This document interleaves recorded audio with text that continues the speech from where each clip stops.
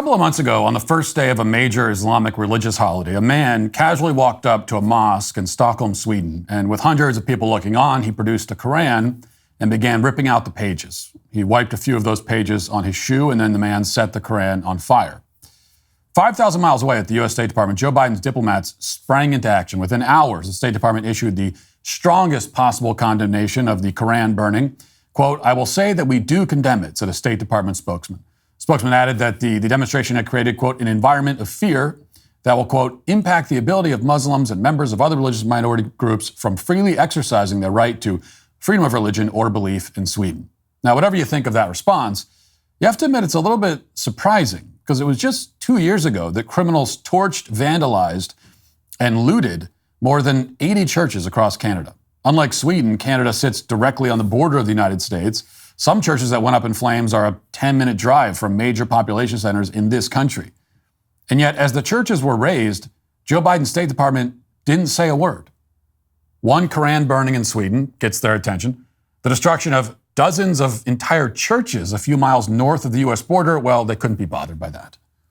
Neither could Canada's Prime Minister Justin Trudeau, as his country witnessed this historic campaign of anti-Christian terrorism 2 years ago, a campaign that somehow led to just one arrest. Trudeau said the violence was unacceptable, but also understandable. Watch. As I've also said, it is unacceptable and wrong that acts of vandalism and arson are being seen across the country, including against Catholic churches. One of my reflections is I understand the anger that's out there against the federal government, against institutions like the Catholic Church. It is real, and it is fully understandable given the shameful history that we're all becoming more and more aware of and engaging ourselves to do better as Canadians. But I can't help but think that burning down churches is actually depriving people who are in need of grieving and healing and mourning from places where they can actually grieve and reflect and look for support. We shouldn't be lashing out at buildings that can provide solace to some of our fellow citizens. It's understandable, Justin Trudeau says, as thugs torch Christian churches in his country. He ignores the attack on Christianity in his country, just as politicians in the United States ignored the deadly mass shooting by a trans terrorist at a Christian school in Nashville earlier this year, and just as they ignored the campaign of terrorism directed against pro-life pregnancy centers. In all these cases, elected officials didn't simply excuse violence against Christians. Instead, for years, with the help of corporate media, these officials engineered hoaxes for the purpose of demonizing Christians and encouraging more of this kind of violence. The point of these hoaxes was to create a pretext for the violence that inevitably followed in every single case.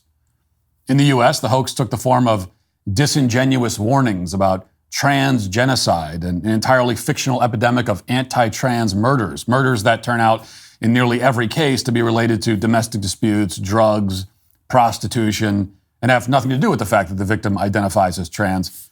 In Canada, the hoax that prompted the church burnings began in earnest in May of 2021, when Canadian media reported that ground-penetrating radar had found the unmarked graves of more than 200 children near an Indian residential school in Kamloops, which is located in British Columbia. And many of the media reports and social media posts actually referred to these alleged sites as mass graves. The Canadian government had established these residential schools in the 19th century to assimilate native Canadian children into Canadian culture. They were mainly operated and funded by the Roman Catholic, Presbyterian, Methodist, and Anglican churches. Now, leftists in Canada have long maintained that these schools mistreated children. That's been conventional wisdom for some time in Canada. It's one of the reasons Canadian activists now argue that Canada should strip Catholic schools of all federal funding. And these supposed mass graves were the confirmation that they needed, the evidence to support the narrative that they already believed. Now, to be clear, it's long been suspected that children did die of diseases like tuberculosis and influenza at these schools. It's also true that in that time period, countless children of all races and ethnicities across the entire world died of these diseases. But the discovery of supposed mass graves at one of these schools to the media and the Canadian government meant something very different. The finding, they suggested, meant that Christians had systematically murdered children at these schools and then covered up the evidence. The Toronto Star reported the remains of 215 children have been found. The AP reported over 600 bodies found at another Catholic school for Indigenous children in Canada. U.S. News and many other outlets called it confirmation of, quote, genocide, etc. Within days, the reports that ground-penetrating radar had found unmarked graves at residential school sites all over Canada. This was a widespread epidemic, they told us. Here's a Bloomberg report on an additional discovery. Watch. We started our radar penetrating research on June the 2nd of 2021. As of yesterday, we have hit 751 unmarked graves. This is not a mass grave site. These are unmarked graves. This is now today on Cowes First Nation, and this is what we call today our community grave site. It became our community grave site after the 1970s, when the residential school was stopped overseen by the Roman Catholic Church and the Archdiocese. You're going to notice that they are in proper order. These that lay here are 1 meter by 1 meter apart in some cases. So there were dozens of reports like this all throughout the summer of 2021. This was the reporting from the entire news media in the U.S. and Canada. And in response, Justin Trudeau knelt at one of the supposed grave sites and pretended to cry. Canada's celebrations were canceled. The government pledged hundreds of millions of dollars to investigate this. There were mass protests. Statues were toppled. One outlet says that says it serves Indigenous communities, APTN News, reported that, quote, demonstrators toppled statues of Queen Victoria and Queen Elizabeth in Winnipeg during rallies honoring the children discovered in unmarked graves on the sites of former residential schools over the past month. And here's what that looked like. Watch. Take her down! Take her down! No permitted genocide! No permitted genocide!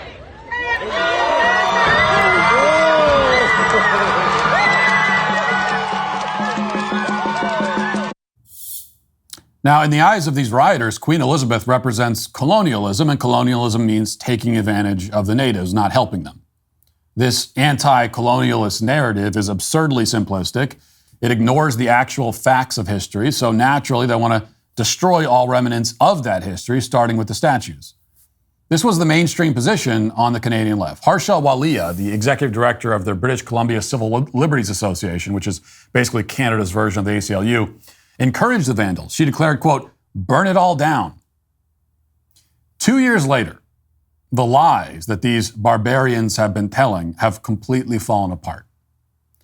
No mass graves have been found at these supposed unmarked grave sites that have allegedly been uncovered with ground-penetrating radar. No bodies, no remains have been unearthed, none at all. It was all a hoax.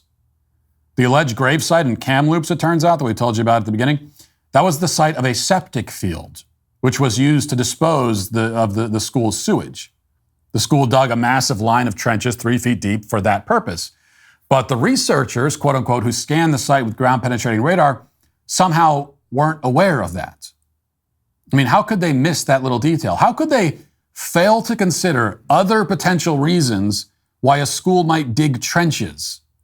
How was a mass grave the very first and only assumption? Remember, the radar never detected bodies. Okay, ground-penetrating radar can't do that. It detected anomalies. And anomaly just means something unexpected or strange, something out of place. Well, if there's something unexpected in the ground, something out of place, why would you assume that the thing must be a grave of dead children? Aren't there other possibilities you should consider first? Using the internet without ExpressVPN, it's like checking in your baggage at the airport without a lock. You think your stuff is kept private, but you never know who's going through your things. When you go online without a VPN, internet service providers can see every single website you visit. They can legally sell this information without your consent to ad companies and tech giants who then use your data to target you When you use ExpressVPN, internet service providers cannot see your online activity. Your identity is anonymized by a secure VPN server. Your data is also encrypted for maximum protection. I love ExpressVPN because of how easy it is to use. Just fire up the app and click one button. Plus, it works on all your devices like phones, laptops, even routers, so everyone who shares your Wi-Fi can be protected. Secure your online activity by visiting expressvpn.com/Walsh right now to get 3 extra months free. That's expressvpn.com/Walsh to get protected today. expressvpn.com/Walsh. In 2 years, nobody in Canadian state media has bothered to ask that question. Instead, they've sought to discredit anyone who doubts the false narrative. As recently as this summer, the state media outlet CBC ran this headline, quote, "Residential school denialists tried to dig up suspected unmarked graves in Kamloops." The Toronto Star wrote last year, "Genocide deniers ask, where are the bodies of the residential school children?" Seems like a good question to me. I mean, if you're saying there's a genocide, then there should be a lot of bodies. And if you can't find the bodies, then that would call into question the genocide, wouldn't it? One senior member of Parliament, Mark Miller, argued that Canadians who ask questions are, quote, part of a pattern of denialism and distortion. In other words, seeking verifiable evidence of the media's claims is somehow denialism. By asking to verify the facts, you are distorting the facts. It's precisely what they do with climate change. They make these outlandish, unsupported claims, and then when you look into the claims at all, they call you a denier. And what happens to deniers? Well, you can probably guess. If you're not on their side of the issue, then you might go to prison. This summer, as John Kay reported at Quillette, the investigator appointed by Trudeau to investigate these graves called on the government to give, quote, urgent consideration to, quote, civil and criminal sanctions against residential school, quote, denialism. And if we take that proposal seriously, and there are signs that the Canadian government will, then ironically, it could mean a lot of natives are about to go to prison. Because in their efforts to prove their theory of residential school mass graves, these natives are inadvertently debunking it. Somebody calling himself Chief Derek Napanak of one Indian tribe just decided to dig up some graves at a residential school in Manitoba. And this is a school that just a few weeks ago was reported to be the site of 14 possible burial sites, quote unquote. Well, here's what the chief found at this burial site. Watch. July 24th would be the start of our continuing search for truth as we move from identifying 14 reflections in the ground underneath the Catholic Church to an actual excavation of the site. Our elders, residential school survivors, and community members requested that we move in this direction together following community engagement over the past 2 years. The excavation would be an effort to determine the truth of the reflections identified by ground-penetrating radar that was done twice over this location in the past 12 months to lead to greater certainty of the extent and location of the reflections. We are now concluding the excavation of the 14 locations under the church. The archaeological team we hired from the University of Brandon, which is the same archaeological team that is relied upon by regional police agencies when doing archaeological excavations, found no conclusive evidence of human remains in their excavation of the ground under the church basement. As a community, we were preparing for more than one possible outcome, which meant that we would prepare for the worst, but we would hope for the best. We know from the living memory of our elders who attended the school, as well as the living memory of those who have been passed the stories of their ancestors' experiences in the school, that horrible things happen there. So there's a big buildup and all the disclaimers before he gets around to the reveal, which is that the ground-penetrating radar hadn't picked up unmarked graves at all. In fact, it picked up a bunch of oddly shaped rocks. Alas, it turns out more than a dozen children had not been buried under this school. Now, you'd think that'd be cause for celebration. I mean, this man just confirmed that children had not, in fact, been murdered and stuffed underground while attending a school many years ago. To most people, that's an uplifting development. That's a relief. When you think that there's unmarked graves of children and then you dig and you find a bunch of rocks, a normal person says, well, thank God. Hey, I got great news, everybody. Turns out that a bunch of kids were not killed here. That's good. But that's not what you see in that amazing video. Instead, the chief is clearly bothered by the discovery or lack thereof. Says he's worried denialists might use reality to undermine his activism and his quest for victimhood. The lack of dead children in the ground worries him. Think about that. You know, he says there, you hope for the best, but prepare for the worst. You have to ask yourself, like, what is the best and worst in your mind? It sounds to me you're saying the worst scenario is that you don't find unmarked graves of children. Hey, you hope for the best, that you'll find a bunch of dead kids in the ground. That's really the attitude these people have. And he concludes by insisting that despite this little setback with his theory, everyone knows that the Canadian residential school system was abusive. Everyone knows the Christians treated these kids horribly, he says. Do we know that? What reason do we have to believe that exactly? The Canadian government and media just spent 2 years lying about an obviously falsifiable story, which is that there were mass graves at these schools. Okay, the media and the government said that because there are unknown objects under the ground at a church, it must be a bunch of dead children and could not possibly be anything else. And then it turns out that was a bunch of BS. That's what just happened.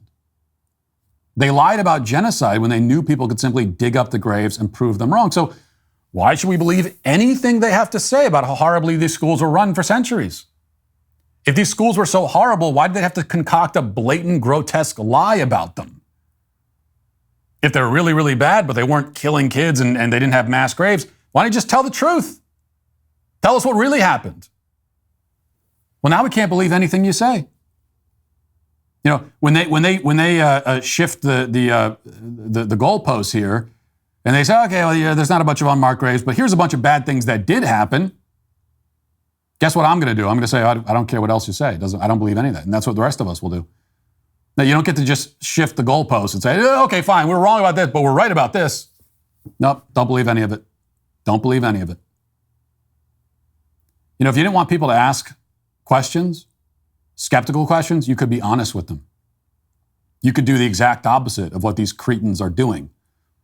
Lying like this creates chaos. It derails any possibility of a reasonable, fact-based conversation about what actually happened at these schools.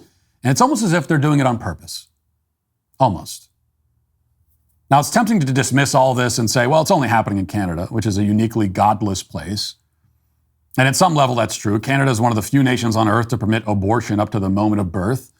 One of the only places on earth where people who don't even have terminal illnesses can be euthanized like stray dogs.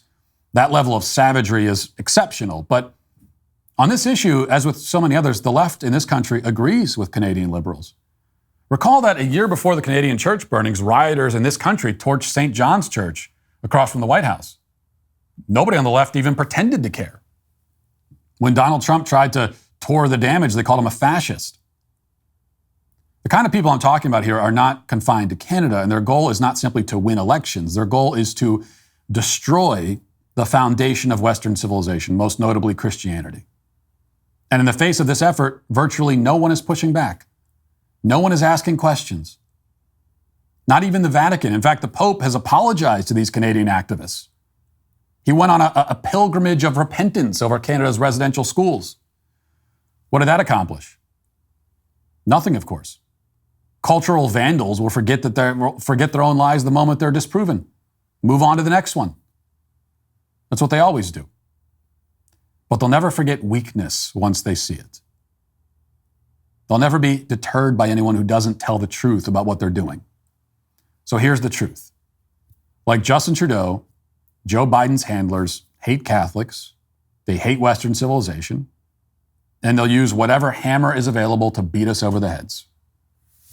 And they'll even use some hammers that aren't available, that they have to make up. They are spiritual enemies, and it's time to stop giving them the upper hand. Hey, YouTube, thanks for listening to the show. If you'd like access to my full show with no ads, you should go to dailywire.com and use promo code Walsh to get 2 months free on all annual plans. See you there.